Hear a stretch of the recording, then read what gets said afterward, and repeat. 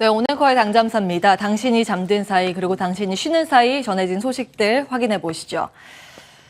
자, 우리는 이제 미증시 이틀분을 봐야겠죠. 우리나라 시간으로 이틀분을 기입을 해봤습니다. 하락률이고요. 이틀 모두 미증시는 조정을 받았습니다. 그 전날에 유로존 CPI 발표가 됐었는데 이것도 사실은 역대 최고 상승률 수준 부담스러운 수치였습니다. 미국채 금리의 반응을 보시면 인플레이션을 부담을 느끼고 있구나라는 걸 확인하실 수가 있는데요. 10년물 국채 금리가 좀 슬로우 다운 되는 듯 싶었는데 최근 들어서 급격한 상승 추세를 연결하면서 다시 2.9%대 진입을 했습니다. 인플레이션에 대한 우려가 있다는 것을 확인하실 수가 있습니다. 이에 대한 부담이었겠죠. 그리고 경기에 대한 부담도 있었는데요.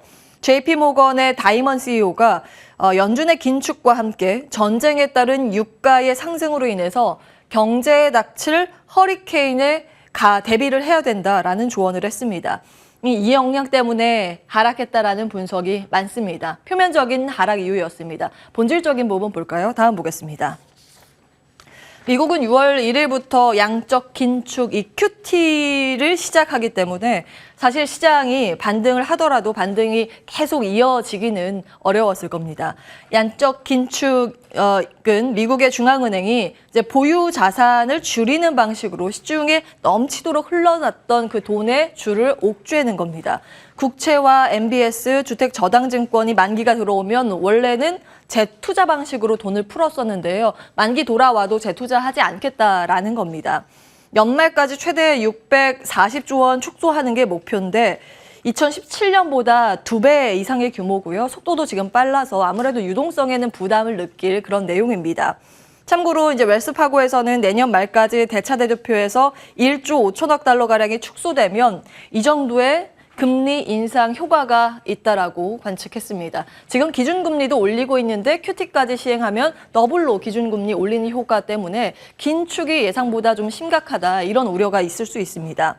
결국 물가를 잡겠다라는 연준의 의지인데 사실 파월 연준 의장이 고물가가 이렇게 오래 갈지 몰랐다면서 진작에 금리 인상을 했어야겠다라고 이제 후회를 한 만큼 강력한 긴축 조치에 들어간 상황입니다. 다만 이제 물가를 잡겠다고 경제가 망가지면 안 되기 때문에 긴축 발작보다는 경기가 버텨주면서 이 긴축의 흐름을 소화해 나가는지가 굉장히 중요합니다. 연준도 그 때문에 고심이 깊을 듯 싶습니다. 그래도 제조업 지수가 괜찮게 나와서 경기 침체 공포가 극대화되지는 않았습니다. 다음 보실까요? ISM이 발표한 5월에 제조업 PMI가 56.1을 기록했습니다. 전월치와 예상치를 모두 웃돈 수치로 좀 양호한 수치라는 평가입니다. CNN이 제공하는 공포 탐욕 지수는 전일 22에서 이날은 25로 상승을 했습니다. 이제 극도의 공포 영역인데 여기까지 갔다가 공포 영역에서 탈출하려는 움직임이 심리상은 나타나고 있습니다. 미국 증시가 여전히 부진하지만 그 악재의 강도가 확실히 과거보다 가벼워졌음을 확인하실 수가 있습니다.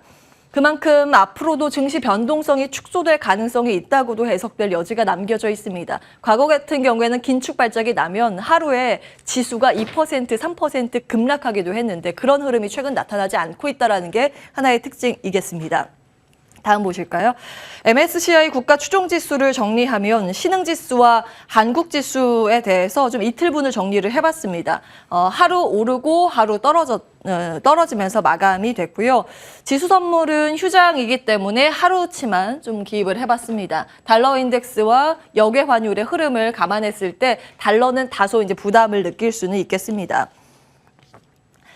오늘 우리나라 시장은 아무래도 개파락 출발이 예상되고 있는 상황인데요. 전거래일에 외국인들이 대량 순매수가 들어와서 기대를 할 수는 있겠습니다만 사실은 대부분의 물량이 MSCI 리밸런싱 물량입니다. 하루짜리고요. 중국에서도 마찬가지의 흐름이 외국인들이 러브콜 보냈었던 걸 확인하실 수가 있고 코스피 기준으로 전거래일에 외국인들이 1조 원 정도의 순매수를 기록했는데 막판 이제 동시호가만 했을 때 5천억 원 가량의 매수 주문이 유입됐습니다. 이에 따른 이제 지수 왜곡을 감안했을 때 오늘 하락 출발이 예상이 되고 있습니다.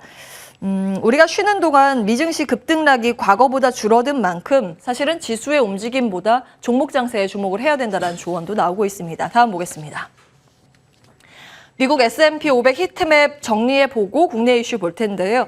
전일 오펙이 러시아를 산유 합의국에서 잠정 제외할 것이라는 보도가 나오면서 요 며칠 부진했었던 에너지, 원자재 그런 섹터가 강한 흐름을 보였습니다. 업종별로 했을 때 에너지 섹터만 사실 올랐고 나머지 거의 대부분의 업종이 하락세를 기록했습니다. 특히 이제 항공 섹터가 좀 부진한 모습이었고요. 아마존은 주식 분할이라는 개별 이슈 때문에 올랐습니다. 대부분의 기술주들도 물가나 긴축에 대한 우려감 때문에 눈치를 많이 본 흐름 포착됐습니다. 다음 보겠습니다. 자, 어제 하루 쉬었기 때문에 아시아 본장 증시 마감 상황도 정리를 해봤는데요. 지수는 제각각이었습니다만 한 가지 공통점이 눈에 띕니다. 매출에 대한 성장 기대감이 돋보이는 자동차, 그에 들어가는 배터리였습니다.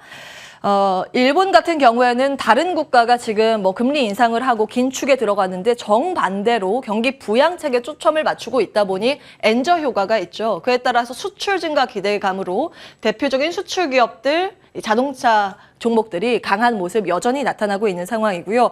중국은 경기 부양책을 잇따라 발표를 하고 있습니다.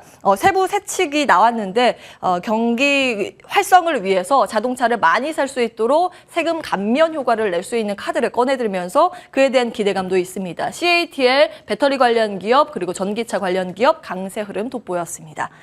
다음 보실까요? 우리나라도 사실 수출 데이터 보면 좀 비슷한 흐름이 감지되고 있습니다. 5월 수출이 예상을 웃돈 서프라이즈를 기록했습니다. 물론 에너지 가격 이런 것들의 폭등으로 인해서 무역 수지는 2개월 연속 적자를 기록했습니다만 무역 수지 적자 폭도요. 그래도 예상했던 것보다 덜 나왔습니다. 괜찮게 나왔고요. 5월 수출도 예상치를 훨씬 웃돈 수출 금액 눈에 띕니다. 그리고 세부 항목 보시면 우리나라 주력 산업들의 수출 품목의 상승폭이 두드러졌다는 걸 확인하실 수가 있고요. 반도체, 자동차, 철강 좋은 흐름 포착이 됩니다. 자동차 쪽에 이익 증가 기대감 연일 나오고 있는데요. 부품단까지 긍정적인 흐름 포착되고 있습니다. 다음 보시죠. 수출이 이제 양호하게 기록되고 있다 보니 오늘 개파락 출발 이후에 그래도 우리 시장의 하단을 지지해 주기를 기대해 보도록 하겠습니다. 지난번에 말씀드린 6월의 주요 일정인데요. 다시 한번 좀 정리하고 넘어가겠습니다. 미국은 인플레와 긴축 우려가 다시 고개를 들고 있기 때문에 약 2주 후에 예정돼 있는 미국의 FOMC 의사로 이 FOMC 회의가 무엇보다 중요해 보이고요. 중국의 일정 보면 중국 쇼핑데이 있고 그리고 계속해서 경기 부양하고 있다라는 속에서 그와 맞물린 소비 섹터 눈에 띄는 상황입니다. 우리나라는 누리호 2차 발사 일정이 있기 때문에 이와 관련된 소식 지속적으로 체크해 보시면 되겠습니다. 다음 보시죠. 투자 스타일 고민을 이어서 해볼 텐데요. 현재 우리는 격변의 시대를 맞이하고 있습니다. 크게 5가지 이 변화의 흐름이 포착이 됩니다. 첫 번째, 브랜드 시대의 가격 경쟁력 시대를 맞이하고 있죠. 물가 상승 속도는 하반기에 둔화될 수 있지만 그 인플레이션 영향은 조금 더 지속될 가능성에 무게중심이 쏠리고 있습니다. 가격 경쟁력과 브랜드 파워를 기반으로 하는 기업들이 살아남을 가능성에 주목을 하면서 여전히 시장이 안 좋고 내가 돈이 아무리 없어도 쓸 수밖에 없는 필수 소비재 쪽에는 긍정평가 이어지고 있습니다. 엔데믹 시대로 접어들고 있죠. 사실 미국이나 유럽은 진작 엔데믹으로 전환이 됐고요. 아시아는 이번 하반기부터 단계적으로 들어갈 전망입니다. 그에 따른 투자의 아이디어들 체크해 보시면 되겠고요. 갈등의 시대, 올 상반기에 러시아와 우크라이나의 무력 충돌이 발생했고 예상보다도 전면전이 길어지고 있는 상황입니다. 세계적으로 이제 국가 안보에 대한 경계가 강화되고 있고 그에 따른 예산도 계속해서 투입이 증가되고 있는 상황입니다. 관련 기업들 체크해 보시면 되겠고요. 탈세계화 시대에 이제 리슈어링, 프렌드 슈어링이라는 새로운 용어도 등장하고 있습니다. 중국을 제외하고 우리끼리 그 동맹국을 맺어서 공급망을 새롭게 재편하고 있는 흐름이 포착되고 있습니다. 지금은 미국 중심으로 다시 재편되고 있는 상황인데요. 그에 따라서 미국에 들어가는 신규 혹은 증설되고 있는 공장이 무엇일까요? 우리나라와 연관된 쪽은 반도체와 자동차 등이 여기에 속할 겁니다. 그리고 이제 중국 등의 이 저가 인건비가 지금 제외되고 있는 상황에서 인건비에 대한 부담을 줄이기 위해서 공장 자동화에 계속해서 이제 미국을 중심으로 주목을 받고 있는 상황입니다. 로보틱스가 여기에 포함이 되고요. 마지막으로 정책의 시대, 중국의 정책 변화의 흐름이 감지되고 있습니다. 그와 맞물린 부분 아래에다 정리해봤고요. 이 탄소 중립은 거스를 수 없는 대세라는 부분 지속적으로 체크해드리고 있죠. 다음 보겠습니다. 삼성전자에서도 R200 관련 큰 선언을 하게 될 거라고 밝혔습니다. R200은 대선 전에 후보자 토론 때 화제가 됐던 키워드이기도 한데요. 2050년까지 기업들이 사용하는 전력의 100%를 재생에너지로 충당하겠다는 일종의 글로벌 캠페인입니다. 현재 370여 개 글로벌 기업들이 참여하고 있습니다. 삼성전자 관련 기사 제목만 보시면 기업 측의 어떤 공식 발표인 것처럼 보이긴 하는데 사실 이 부회장이 삼성그룹의 시상식 어떤 행사가 있었는데 그 행사 뒤에 취재진이 이거 물어봤을 때 거기에 대한 그냥 답변 그리고 그동안 기업 측이 얘기했었던 부분의 원론적인 답변 정도 한 수준입니다.